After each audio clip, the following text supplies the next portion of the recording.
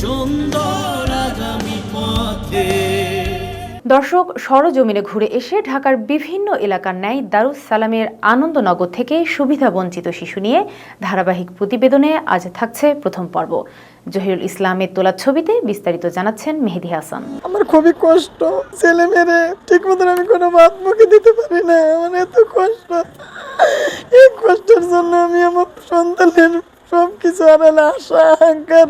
সমাজসেবী যারা আছেন তারা যদি একটু সহযোগিতা করেন এবং এগিয়ে আসেন, তাহলে আবার এই শিশুরা অনেক কিছু আমাদের কাছ থেকে পেতে পারে। শিশুরা জাতির ভবিষ্যৎ নির্মাতা। সামাজিক মানসিকভাবে সুস্থ এবং সামাজিক শিশুই নির্মল পৃথিবী গড়তে পারে।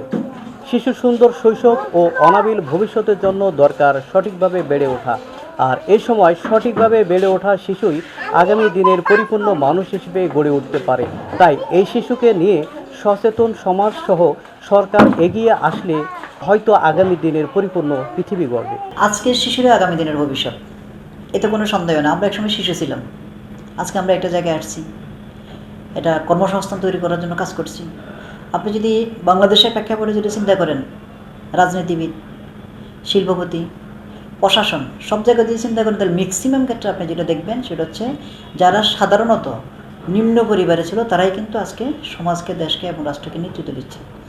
সুতরাং সেক্ষেত্রে শিশু যেখানে থাকুক না কেন, তাকে যদি আমরা সহযোগিতা করতে পারি গড়ে ওঠার জন্য, সে কিন্তু রাষ্ট্রের জন্য অনেক বড় ধরনের অ্যাসেট হবে।